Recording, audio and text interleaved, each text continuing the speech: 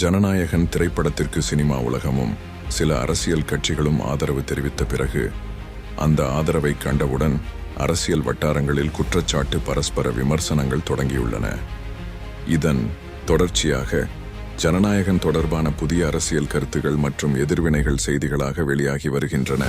இந்த வீடியோ அந்த சமீபத்திய செய்திகளின் ஒருங்கிணைந்த தொகுப்பே. தமிழ்நாடு முதல்வர் M.K. ஸ்டாலின் வெள்ளிக்கிழமை வெளியிட்ட அறிக்கையில் மத்திய பாஜக அரசு மத்திய திரைப்பட சான்றிதழ் வாரியத்தை CBFC அரசியல் நோக்கங்களுக்காக பயன்படுத்தி வருகிறது என்று கடுமையாக குற்றம் சாட்டினார். மேலும் சென்சார் வாரியம் தற்போது CBI, அமலாக்கத்துறை, ED, வருமான வரித்துறை போன்ற மத்திய அமைப்புகளுடன் இணைந்து செயல்பட்டு அரசியல் எதிரிகளை மிரட்டுவதற்கான புதிய ஆயுதமாக மாறியுள்ளது என்று அவர் தெரிவித்தார்.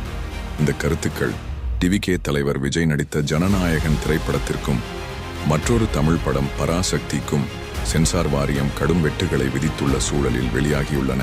ஆனால் தனது விமர்சனம் பராசக்தி திரைப்படத்தையா அல்லது ஜனநாயகன் திரைப்படத்தையா குறிப்பதாகும் என்பதை முதல்வர் ஸ்டாலின் தெளிவுபடுத்தவில்லை. தற்போது ஜனநாயகன் திரைப்படத்திற்கு இன்னும் CBFC அனுமதி வழங்கப்படாத நிலையில் பராசக்தி திரைப்படத்திற்கு பல்வேறு வெட்டுகளுடன் அனுமதி வழங்கப்பட்டுள்ளது என்று தகவல்கள் தெரிவிக்கின்றன. விஜய் நடித்த திரைப்படத்தை மத்திய அரசு தடுத்ததாக முன்பே விமர்சித்திருந்த காங்கிரஸ் தலைவர்கள் முதல்வர் ஸ்டாலின் வெளியிட்ட பதிவை வரவேற்றனர். மக்களவை உறுப்பினர் ஜோதிமணி தமிழ்நாட்டுக்கு எதிராக பாஜக எடுக்கும் எந்த நடவடிக்கையையும் அனைத்து அரசியல் கட்சிகளும் எதிர்க்க வேண்டும் என்று தெரிவித்துள்ளார். காங்கிரஸ் M.B. மாணிக்கம் தாகூர் கூட இந்த விவகாரத்தில் முதல்வர் ஸ்டாலின் எடுத்துள்ள நிலைப்பாட்டை முழுமையாக ஆதரிப்பதாக கூறினார். இதற்கிடையில் விஜயும் அவரின் கட்சியான தமிழக வெற்றிக் கழகமும் TVK இந்த விவகாரத்தில் அமைதியாக இருப்பதாக கூறப்பட்டு அதற்காக விமர்சனங்களை எதிர்கொண்டனர். CBI-M மாநில செயலாளர் P. சண்முகம் பாஜக அரசின் பயத்தால் தான் விஜய் மௌனம் காக்கிறார் என்று குற்றம் சாட்டினார். மேலும் விஜய் தானே பேசாமல் இருக்கும்போது மற்றவர்கள் செய்யும் விமர்சனங்கள் எந்த அளவுக்கு தாக்கம் ஏற்படுத்தும் என்ற கேள்வியையும் அவர் எழுப்பினார். இதற்கிடையில் ஜனநாயகன் திரைப்படத்திற்கு சென்சார் அனுமதி தாமதமானதற்கு மத்திய அரசு காரணம் என்ற குற்றச்சாட்டுகளை பாஜக மறுத்தது.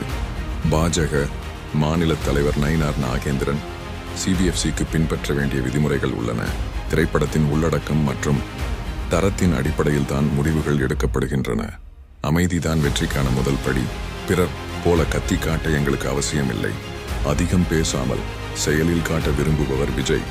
எங்கள் இலக்கு ஒன்றுதான், தளபதியை ஆதரித்து அவரை வெற்றியாளராக மாற்றுவது. We stand for Thalapathy. For more updates, like, share.